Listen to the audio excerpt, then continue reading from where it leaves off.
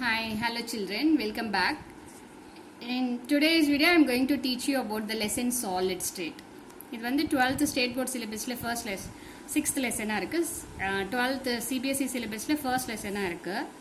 And both the books வந்து பார்த்தீங்கன்னா more or less வந்து content same தான் இருக்கு. அதனால நீங்க வந்து both CBSE children as well as the state board children can learn by seeing this video.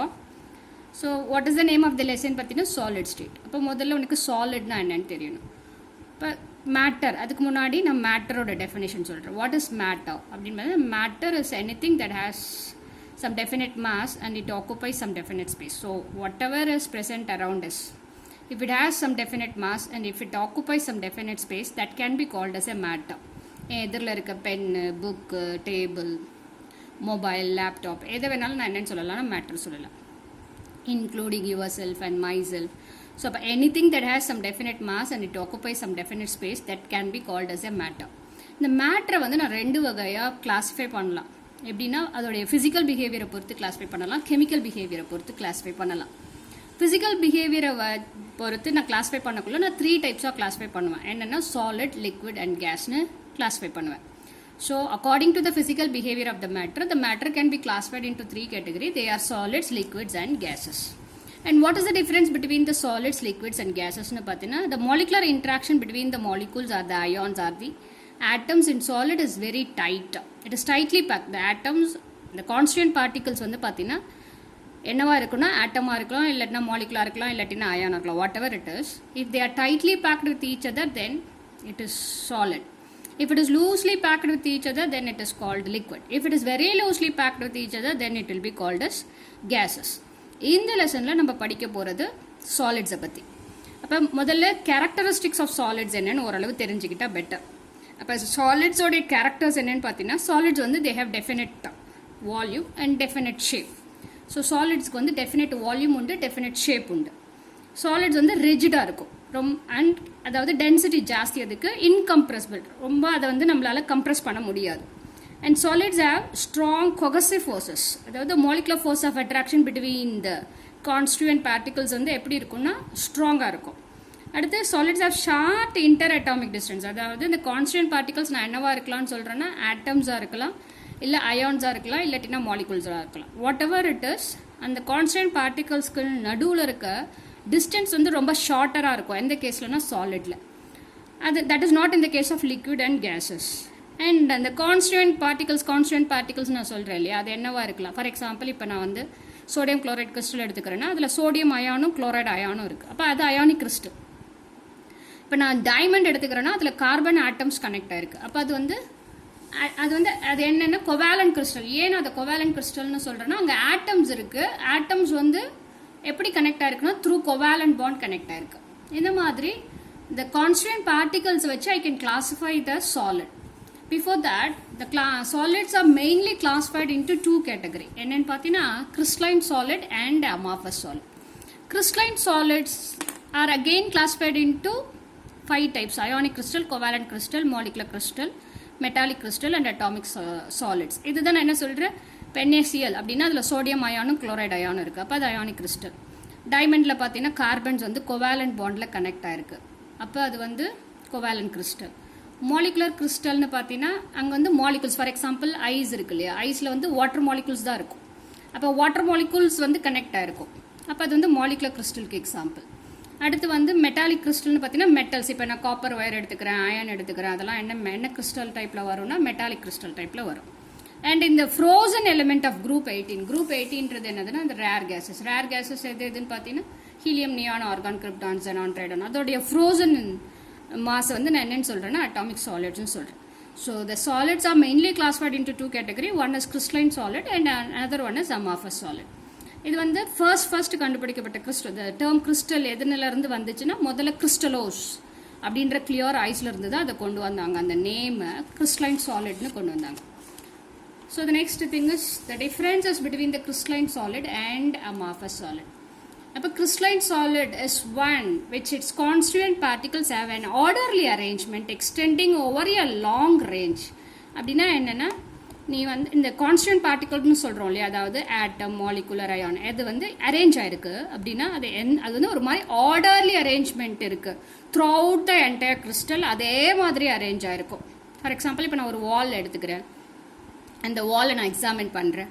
Wall is made up of bricks. அந்த பிரிக்ஸை வந்து அரேஞ்ச் பண்ணி கட்டியிருக்காங்க அப்படின்னா அது ஒரே மாதிரியே அரேஞ்ச் பண்ணி கட்டியிருப்பாங்க நீ செக் பண்ணினா. அப்போ எந்த இடத்துல நம்ம கட் பண்ணாலும் அதே மாதிரியான அரேஞ்ச்மெண்ட் தெரியும் நமக்கு. அதே போல் உடைய கிறிஸ்டைன் சாலிட்லேயும் வந்து இந்த ஆட்டம்ஸோ இருக்கலாம், இல்லை அயான்ஸாக இருக்கலாம், இல்லை மாலிகுலராக இருக்கலாம், வாட் எவர் இட் இஸ். அது வந்து எப்படின்னா ஆர்டர்லேயே அரேஞ்சாக இருக்கும் ஓவர் ஏ லாங் ரேஞ்ச். அப்படின்னா என்னென்னா எந்த இடத்துல உன்னோட ஃபுல் என்டையர் கிறிஸ்டலில் the same type of arrangement தான் உன்னால் பார்க்க முடியும். அப்படி இருந்துச்சுன்னா அது கிறிஸ்டலைன் சாலிட். அப்படி இல்லை ஒரு இடத்துல ஒரு மாதிரி அரேஞ்ச் ஆயிருக்கு அப்படின்னா அது வந்து என்னென்னா அமாஃபஸ் சாலிட். அமாஃபஸ்க்கு மீனிங் என்னென்னா நோ ஃபார்ம். அப்போ it is not a orderly arrangement. இங்கே வந்து இந்த டேப்லோ காலமில் வந்து உனக்கு differences between crystalline solid and amorphous solid explain பண்ணியிருக்காங்க. It's a very important 5 mark question in state board syllabus. பார்த்தீங்கன்னா ஃபர்ஸ்ட் வந்து long range orderly arrangement of constituent. இது வந்து short range random arrangement. Okay, so வந்து முதல் point வந்து long range order, இங்கே வந்து short range order. Second point பார்த்தீங்கன்னா இது டெஃபினட் ஷேப் உண்டு. கிறிஸ்டலைன் சாலிட்ஸ்க்கு டெஃபினட் ஷேப் உண்டு, அமாஃபஸ் சாலிட்ஸ்க்கு டெஃபினட் ஷேப் கிடையாது. So they are irregular. மூணாவது பார்த்தீங்கன்னா த solids are anisotropic in nature. இது வெரி இம்பார்ட்டன்ட் பாயிண்ட். மூணாவது பாயிண்ட் என்ன சொல்லியிருக்காங்கன்னா ஆனிசோட்ரோபிக் இன் நேச்சர்னு சொல்லியிருக்காங்க. அண்ட் இது வந்து அமாஃபஸ் சாலிட்ஸாக ஐசோட்ரோபிக்னு சொல்லியிருக்காங்க. அப்போ ஆனிசோட்ரோபிக்னா என்ன, ஐசோட்ரோபிக்னா என்ன, that I will explain later. இப்போ ஃபோர்த் பாயிண்ட் வந்து தே ஆர் ட்ரூ சாலிட்ஸ். இது வந்து நம்ம கிறிஸ்டலைன் சாலிட்ஸ் வந்து ட்ரூ சாலிட்ஸ்னு சொல்லலாம். Amorphous solids are not true solids, they may be called as pseudo solids. அதாவது சூடோனா என்னென்னா ஃபால்ஸ் சாலிட்ஸ். சூடோனா என்னென்னா ஃபால்ஸ் சாலிட்ஸ்னு சொல்லலாம். சூப்பர் கோல்டு லிக்விட்ஸ்னு சொல்லலாம். இங்கே வந்து ஹீட் ஆஃப் ஃபியூஷன். ஃபியூஷன்னா என்னென்னா the temperature at which the metal melt, அதாவது உன்னோட சாலிட் வந்து மெல்ட் ஆகி லிக்விடாக மாறுது இல்லையா, அந்த டெம்பரேச்சரை நான் மெல்டிங் பாயிண்ட்னு சொல்லுவேன். அண்ட் ஃபியூஷன் டெம்பரேச்சர்னு சொல்லலாம். அப்போ இது வந்து டெஃபினட் ஹீட் ஆஃப் ஃபியூஷன் இருக்குது. இங்கே வந்து heat of fusion is not definite. And they have sharp melting point. ஒரு பர்டிகுலர் டெம்பரேச்சரில் எனக்கு அது வந்து என்ன ஆகும்னா மெல்ட் ஆகும். இப்போ ஃபார் எக்ஸாம்பிள் ஐஸ் எடுத்துக்கிறேன், 0 டிகிரி செல்சியஸில் எனக்கு மெல்ட் ஆகும்னா 0 டிகிரி செல்சியஸில் எனக்கு மெல்ட் ஆகும். அப்போ gradually soften over a range of temperature and so can be moulded. இப்போ நீ வந்து ஒரு ரப்பரை நீ வந்து ஹீட் பண்ணி பார்க்கணுன்னா ஒரு ஷார்ப் மெல்டிங் பாயிண்டில் அது என்ன ஆகாதுன்னா மெல்ட் ஆகாது. அப்போ ஒரு கிளாஸை நீ மெல்ட் பண்ணாலும், இப்போ கிளாஸ் ஆர்டிகல்ஸ்லாம் நிறைய பண்ணுறாங்க, அது வந்து ஒரு ஷார்ப் டெம்பரேச்சரில் என்ன ஆகாதுன்னா மெல்ட் ஆகாது. அது ஒரு மாதிரி விஸ்கஸ் நேச்சர் உள்ள லிக்விடாக மாறும். விட்ரியஸ் ஸ்டேட்னு அதை சொல்லுவாங்க. அதாவது சாலிட்டும் சொல்ல முடியாது, லிக்விட்டும் சொல்ல முடியாது, அந்த இன்டர்மீடியட் ஸ்டேட்டில் இருக்கும். அதை எனக்கு என்ன ஷேப்பில் வேணுமோ நான் அந்த ஷேப்பில் வந்து மவுல்ட் பண்ணிப்பேன். அப்போ அந்த gradually soften over a range of temperature and also can be moulded. Example for crystalline solid வந்து NaCl, diamond. Example for amorphous solid rubber எடுத்துக்கலாம், பிளாஸ்டிக் எடுத்துக்கலாம், கிளாஸ் எடுத்துக்கலாம். அடுத்தது இப்போ நான் சொன்னேன்ல இந்த பாயிண்டில் என்ன சொன்னேன், it is anisotropic in nature. Crystalline சாலிட்ஸை ஆனிசோட்ரோபிக்னு சொன்னேன், அமாஃபஸ் சாலிட்ஸை ஐசோட்ரோபிக்னு சொன்னேன் இல்லையா. அப்படின்னா என்ன, அதாவது ஃபர்ஸ்ட் வந்து ஐசோட்ரோபினா என்னென்னா uniformity in all direction. Uniformity in all direction means, அதாவது நான் இப்போ வந்து ஃபிசிக்கல் ப்ராப்பர்ட்டிஸை மெஷர் பண்ணுறேன். எது ஃபிசிக்கல் ப்ராப்பர்ட்டிஸ் அப்படின்னு பார்த்தீங்கன்னா ரெஃப்ராக்டிவ் இண்டெக்ஸ், எலக்ட்ரிக்கல் கண்டக்டன்ஸ், இதெல்லாம் நான் என்னன்னு சொல்கிறேன்னா ஃபிசிக்கல் ப்ராப்பர்ட்டிஸ்னு சொல்கிறேன். ஸோ இந்த ரெஃப்ராக்டிவ் இண்டெக்ஸ், எலக்ட்ரிக்கல் கண்டக்டன்ஸ் இதெல்லாம் வந்து ஒரு சாலிட்க்கு நான் மெஷர் பண்ணுறேன்னு வச்சுக்கோங்க. அப்படி மெஷர் பண்ணக்குள்ள it gives same value in every direction. அப்போ யூனிஃபார்மிட்டி இன் ஆல் டைரக்ஷன். இப்போ நான் இந்த சைடில் மெஷர் பண்ணாலும் எனக்கு ஏ ஆன்சர் வருது, இந்த சைடில் மெஷர் பண்ணாலும் எனக்கு ஏ ஆன்சர் வருதுன்னா it gives uniformity in all direction. If it is so, it is isotropy. அப்போ isotropy means uniformity in all direction. அப்படி இல்லை, இந்த ஃபிசிக்கல் ப்ராப்பர்ட்டிஸ்லாம் எனக்கு ஒரு டைரக்ஷன்லேயும் ஒரு வேல்யூ கொடுக்குது. ஃபார் எக்ஸாம்பிள் இந்த டைரக்ஷனில் நான் மெஷர் பண்ணக்குள்ள பி வேல்யூ கொடுக்குது, இந்த டைரக்ஷனில் நான் மெஷர் பண்ணக்குள்ள ஏ வேல்யூ கொடுக்குது அப்படின்னா இட் இஸ் வந்து ஆனிசோட்ரோபி. அப்போ your crystalline solids are anisotropic in nature, your amorphous solids are isotropic in nature. Isotropy means uniformity in all the direction. எந்த டைரக்ஷனில் மெஷர் பண்ணாலும் அது உனக்கு வந்து சேம் வேல்யூவை கொடுத்துச்சுன்னா அது வந்து ஐசோட்ரோபிக். இல்லை எனக்கு டிஃப்ரெண்ட் வேல்யூஸை கொடுத்துச்சுன்னா அது anisotropic. This is what the difference between the crystalline solid and amorphous solids. A very important 5 mark question in your state board syllabus. Next பார்த்தீங்கன்னா the classification of crystalline solid. So முதல்ல சாலிட்ஸை நான் ரெண்டு வகையாக பிரித்தேன். ஒன்று வந்து crystalline solid, another one வந்து amorphous solid. அப்போ நான் கிளாசிஃபிகேஷன்லேயே சொல்லியிருந்தேன், உன்னோட crystalline solids again 5 டைப்ஸாக பிரிக்கலாம். எப்படின்னா based on their constituent particles. அப்போ இந்த கான்ஸ்டியூண்ட் பார்ட்டிகல்ஸ் நான் ஏற்கனவே சொன்னது ஒன்று ஆட்டமாக இருக்கலாம், இல்லாட்டினா அயானாக இருக்கலாம், இல்லாட்டினா மாலிகுலாக இருக்கலான்னு. அப்போ அது அயான்ஸாக இருந்தால், அதாவது சோடியம் குளோரைடு நான் எடுத்துக்கிறேன்னா ஒன்று சோடியம் அயான், இன்னொன்று chloride ion, sodium ion chloride ion, sodium ion chloride ion, sodium ion chloride ion. அப்போ இந்த பார்ட்டை யூனிட் செல்னு சொல்லுவாங்க. அந்த யூனிட் செல்லில் ஒரு பாயிண்ட்டுக்கும் என்ன பேருனா லாட்டிஸ் பாயிண்ட்னு பேர். அப்போ இது ஒரு யூனிட் செல் அப்படின்னா இது ஹோல் ஸ்ட்ரக்சரை கிறிஸ்டல் லாட்டிஸ்னு சொல்லுவாங்க, இல்லை ஸ்பேஸ் லாட்டிஸ்னு சொல்லுவாங்க. அப்போ இந்த ஒரு பாயிண்ட்லேயும் எனக்கு அயான்ஸ் இருந்துச்சு அப்படின்னா அந்த கிறிஸ்டலுக்கு என்ன பேருனா ionic crystal. That will be combined together through strong electrostatic force of attraction. அது ரொம்ப முக்கியம். So the structural units of ionic crystal வந்து என்னவா இருக்குன்னா பாசிட்டிவ் அயானாக இருக்கும், நெகட்டிவ் அயானாக இருக்கும். பாசிட்டிவ் அயானுக்கு பேர் கேட்டயான், நெகட்டிவ் அயானுக்கு பேர் anion. They are bound together by strong electrostatic force of attraction. அந்த அட்ராக்டிவ் ஃபோர்ஸ் வந்து கேட்டயான்ஸ் வந்து சுற்றில என்ன இருக்குன்னா நெகட்டிவ் அயான்ஸ் ஆனியான்ஸ் இருக்கும், ஆனியானை சுற்றி என்ன இருக்குன்னா பாசிட்டிவ் அயான்ஸ் கேட்டயான்ஸ் இருக்கும்.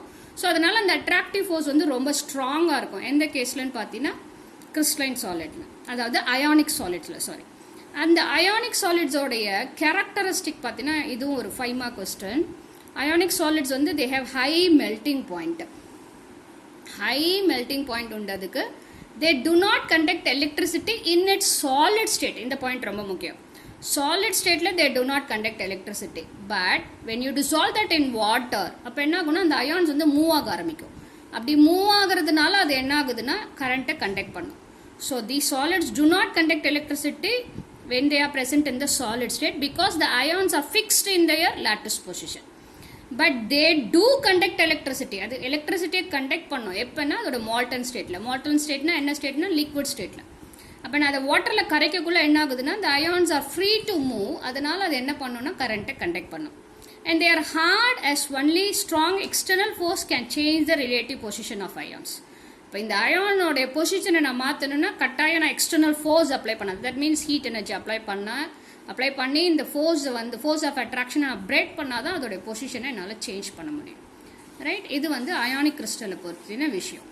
அடுத்து வந்து covalent crystal, molecular crystal, metallic crystal பற்றி நெக்ஸ்ட் வீடியோவில் பார்க்கலாம். ஸோ இன்னைக்கு கிளாஸில் வந்து த டைப்ஸ் ஆஃப் சாலிட்ஸ் என்னென்னா crystalline solid and amorphous solids and what are the differences between the crystalline solid and amorphous solid பற்றி எக்ஸ்பிளைன் பண்ணியிருக்கேன். And what do you mean by isotropy and what do you mean by anisotropy explain பண்ணிருக்கேன். Then classification of crystalline solidல first type ionic solids பற்றி explain பண்ணிருக்கேன். And the general characteristics of ionic crystal is another 5 mark. Okay children, so subscribe my channel and watch the videos, then you can get the clarification in your present content. Thank you children.